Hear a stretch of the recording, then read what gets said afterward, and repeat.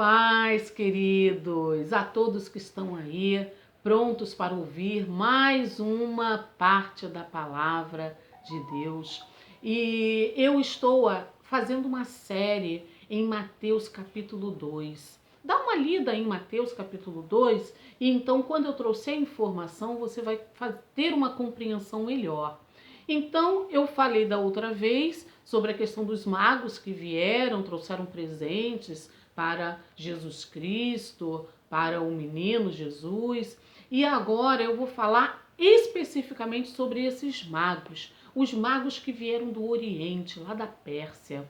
Então, eles creram no grande rei que havia nascido para governar Israel e até as outras nações. Eles creram nisso. E o interessante é que quando eles viram essa estrela, uma estrela diferenciada, uma estrela que fugia dos padrões do que eles estavam acostumados. Então eles entenderam que ali havia algo especial. Ali estava uma epifania. Havia uma epifania. O que é isso? A epifania é a manifestação de Cristo. Então, eles entenderam que ali havia uma manifestação de Cristo. Eu quero só fazer um parênteses. Cristo significa uma palavra em grego, Christus, que significa enviado, ungido. Então, essa palavra Christus, ela também é identificada, por exemplo, quando tem os César, Júlio César, César Augusto, os César, essa palavra César identificava o ungido. E então, só que esses ungidos, esses cristos, eram cristos que vinham com roupas finas, em palácios, tinha poderes para mandar e desmandar.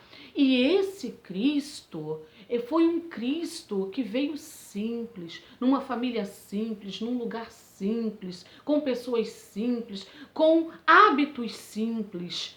É um Cristo que veio para fazer a diferença. Foi Jesus Cristo. Portanto, o nome de Jesus é Jesus. Cristo é para identificar que ele é o ungido. Mas aí voltando, esses magos, eles foram os primeiros gentios a crer no Cristo. Vale a pena a gente ressaltar que nós tivemos outros personagens de outras nações que também creram, mas eles creram no Deus verdadeiro, no Deus de Israel. Nós vamos ter as cananitas, Tamar, Raabe, nós vamos ter a moabita Ruth, o sírio Naamã e outros. Então nós temos aí alguns personagens que creram no Deus vivo, no Deus de Israel. Agora nós temos personagens de outras nações que creram no Cristo, através da manifestação de Cristo, eles se mobilizaram para estar lá adorando o rei dos judeus.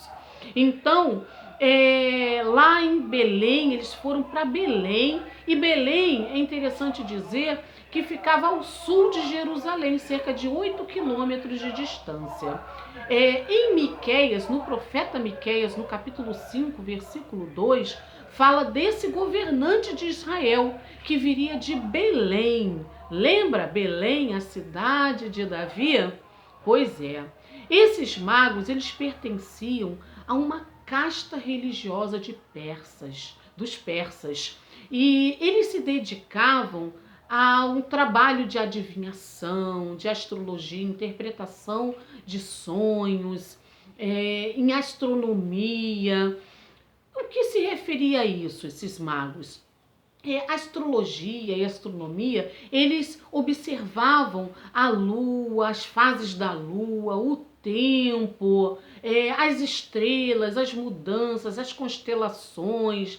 Eles também traziam interpretações de sonhos, origem dos sonhos, para que serviam os sonhos, o que eles significavam. E eles trabalhavam, inclusive, com questões de manipulação de ervas e de algumas plantas, de materiais, para que fosse utilizado na medicina da época, no alívio de dores, nas curas. Então era esse o trabalho dos magos.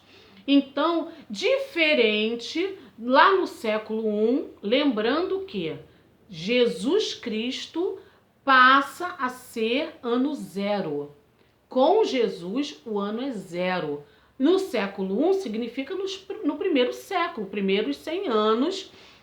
Essa palavra mago, ao longo do tempo, ela foi se derivando, ela foi se estendendo, até que ela fosse identificada como videntes, esotéricos. Nós vamos ter, por exemplo, lá em Atos dos Apóstolos, no capítulo 8, no versículo 9, vai falar de Simão. Simão era mago ou feiticeiro. E diz até que ele era um mágico. Olha como é que a variação. A palavra mago já se estende para outro entendimento. No mesmo Atos dos Apóstolos, nós vamos ver no capítulo 13, no versículo 6 fala de Bar Jesus, no versículo 8 fala de Elimas. Bar Jesus era um judeu que praticava magia e ele era um falso profeta. E Elimas era conhecido como mágico. Até que Paulo repreende ele porque ele estava distorcendo a palavra do Senhor e ele fica cego durante algum tempo. Agora, para concluir essa série, esse momento, essa fase que nós estamos falando dos magos, eu quero desmistificar uma lenda que existe. Essa lenda é sobre 3 reis magos. Primeiro, não eram 3. Eu não sei, pode ser que sejam 3, mas pode ser que sejam 2, pode ser que sejam muito mais, sejam 5, 6 ou até 10. Não sei. Por quê? Porque eles identificam 3 as qualidades dos presentes que foram oferecidos, que foi ouro, mirra e incenso, mas em quantidade cada um, mas foram 3 presentes e entende-se que foram 3 reis, mas não.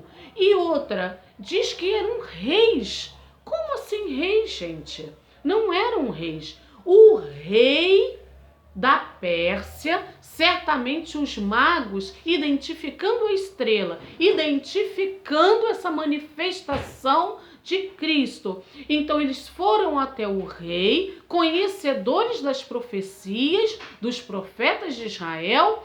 Eles foram, avisaram ao rei, falaram que havia nascido o rei de Israel e o rei certamente presenteou, através deles, mandou presentes para este novo rei que havia nascido. Era uma prática comum os reis presentearem um outro rei quando eles iam fazer visita na outra nação. Então, agora pensa comigo, uma travessia de 1 ano ou mais de 1 ano, porque lá de cima da Pérsia até Belém, cá embaixo na Judéia, então seria muito perigosa essa viagem com presentes tão valiosos, tão caros. Imagina meliantes, assaltantes no meio do caminho. Eu creio que o rei mandou uma comitiva de guardas, de soldados, para proteger esses magos durante a viagem.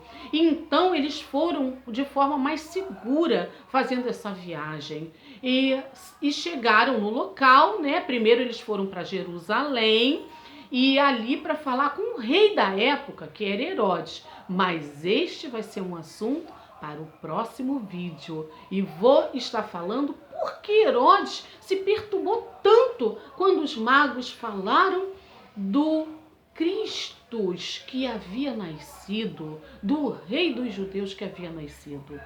Agora, irmãos, se vocês gostaram desse vídeo e querem ouvir os próximos, clique no link, me ajude a continuar com esses vídeos, aperte aí no sininho e faça a sua inscrição. Se você já fez, muito obrigada. Compartilhe agora com um amigo. Fale para esse amigo dessas informações preciosas, tão valorosas, que eu vou estar trazendo para os queridos, ajudando a todos estudos, a trazerem mais conhecimento, a evitar falar coisas que às vezes está errado, não está na Bíblia. Me ajude, por favor. Eu conto com vocês.